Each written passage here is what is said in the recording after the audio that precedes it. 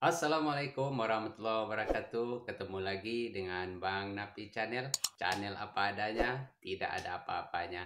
Teman-teman, kita bicara soal PCR ini sekarang. Ini beritanya menggelegar.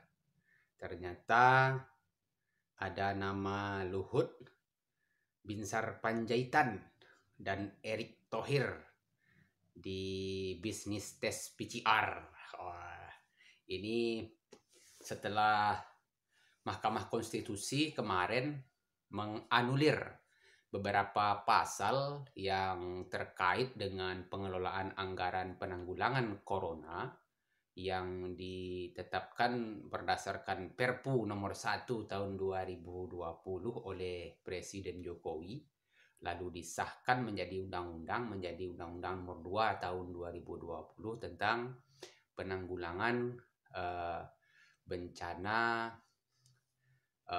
pandemi ini. Ada beberapa pasal, tinggal menunggu apakah Badan Pemeriksa Keuangan BPK akan bekerja, KPK akan bekerja atau tidak, lalu PPATK akan menelusuri sumber dananya, kemana perginya atau tidak. Nah, ini yang kita nanti-nantikan. Karena ini Mahkamah Konstitusi sudah memberi peluang bahwa siapa saja yang terlibat dengan pengelolaan anggaran uh, corona ini, penanggulangan pandemi ini tidak akan lepas dari jerat undang-undang. Artinya tidak ada kekebalan hukum.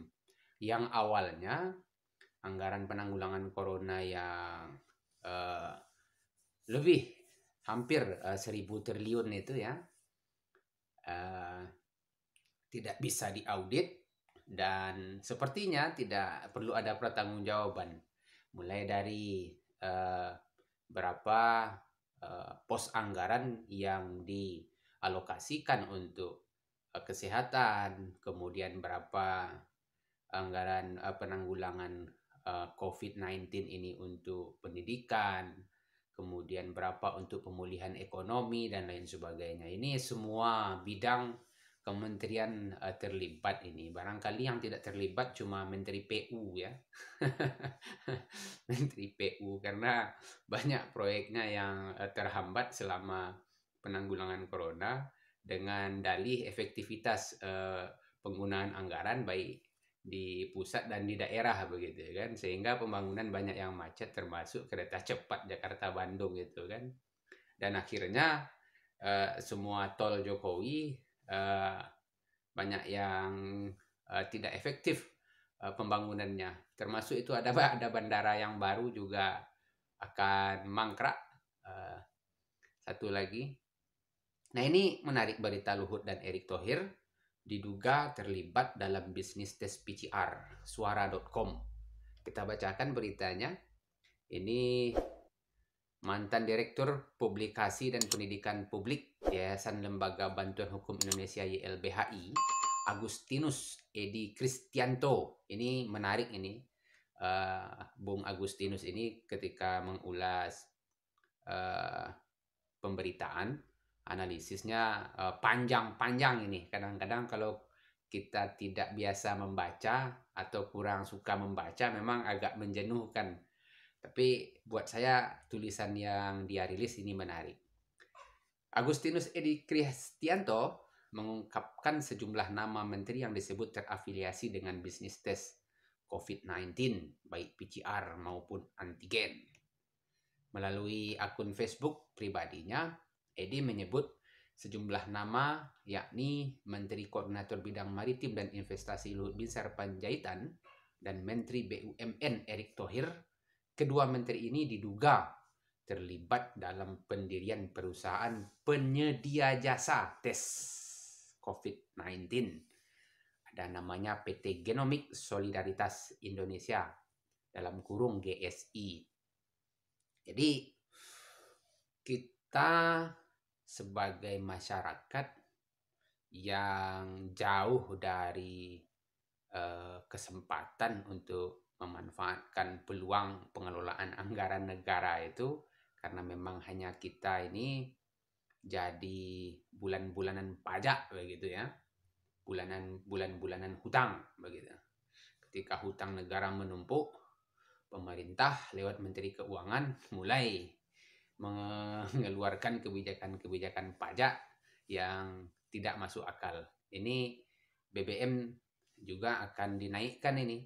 Katanya si Ahok kemarin itu yang jadi komisaris utama Pertamina sekarang itu, bahwa Pertalite normalnya dijual di harga 12.000 gitu, bukan 7.650 rupiah itu.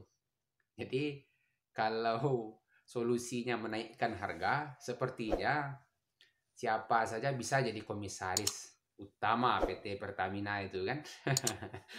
Artinya dia tidak bisa mencarikan solusi lain bagaimana untuk mensubsidi masyarakat di satu jenis BBM itu saja. Karena memang bensin tidak ada lagi, bukan tidak diminati, tapi memang tidak dijual begitu ke masyarakat, tapi dijual ke industri, kita kan tidak tahu. Nah, ini kesempatan memanfaatkan peluang ini karena memang anggarannya besar, lalu kemarin itu undang-undangnya juga memberikan peluang untuk anggaran ini tidak diaudit. Nah, inilah kesempatan, kan begitu. Dibuat bisa jadi ini semacam perusahaan-perusahaan cangkang yang diceritakan kemarin itu soal Pandora Papers.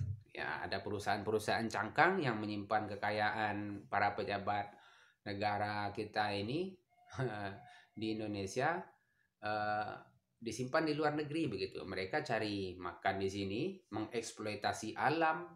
Yang susah itu para pejabat ini mengeksploitasi APBN begitu, karena APBN ini enak begitu kan, ambil hutang dari luar negeri lalu dieksploitasi hutang itu dengan membuat perusahaan-perusahaan cangkang. Bisa jadi ini GSI ini PT perusahaan cangkang juga kan begitu.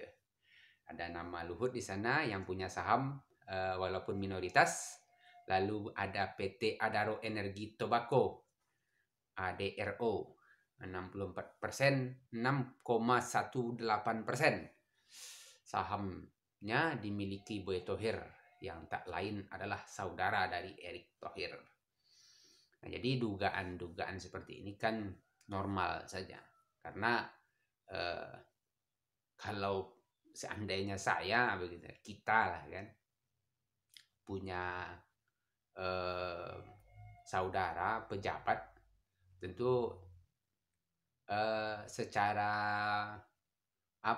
psikologi kita akan memanfaatkan peluang ini juga untuk berbisnis, karena untungnya menggiurkan.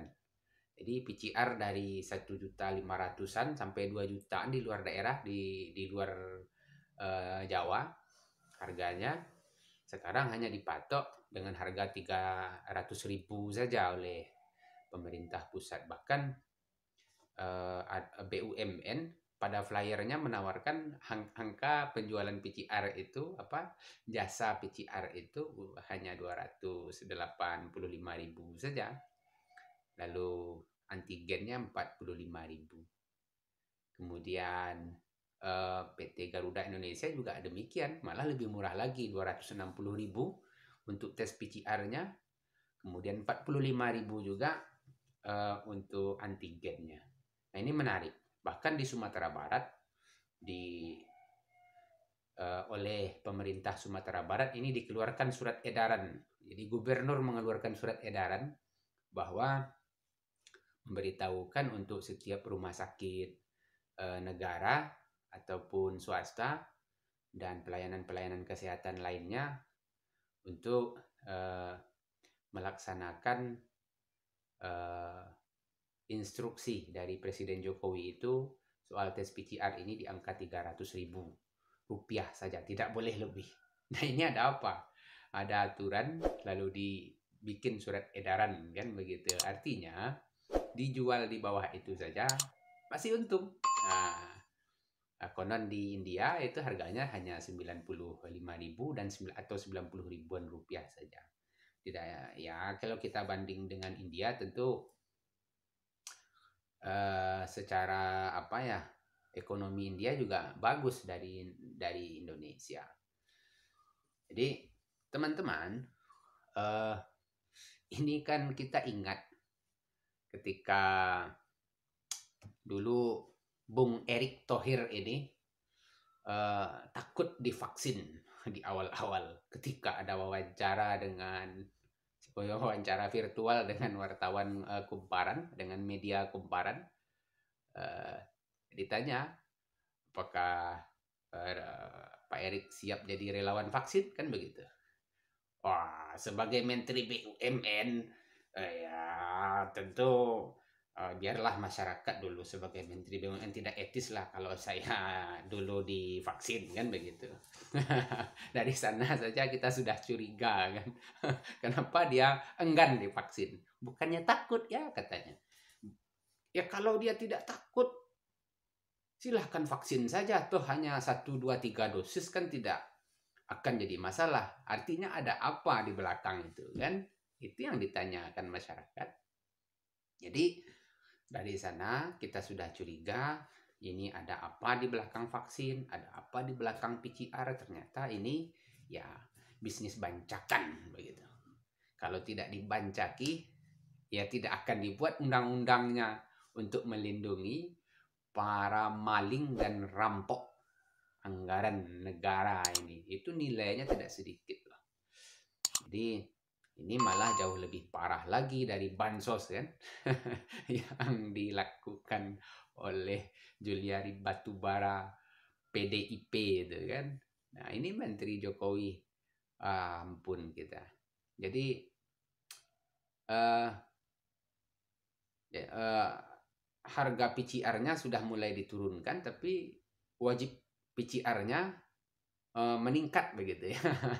Nah, ini kan aneh.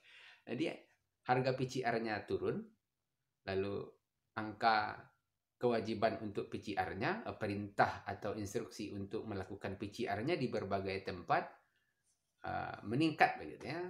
Bahkan direncanakan untuk melakukan tes PCR ketika memanfaatkan moda transportasi darat, laut juga kan. Ya jelas, selain bisnis ya apalagi, itu saja pertanyaannya. Jadi teman-teman, buat kita ya, masyarakat yang sudah terlanjur divaksin, ya tidak ada masalah. Walaupun banyak cerita soal ada chip atau tidak, ada semacam unsur aneh-aneh yang dimasukkan lewat vaksin, itu kita tidak perlu khawatir, karena sistem pertahanan tubuh kita ini tentu sudah jauh lebih baik dibuat oleh Tuhan yang menciptakan kita. Jadi percaya saja, dan kita yakin ini para maling yang bermain di balik bisnis PCR dan vaksin ini akan disengsarakan dunia nanti. Demikian teman-teman. Assalamualaikum warahmatullahi wabarakatuh.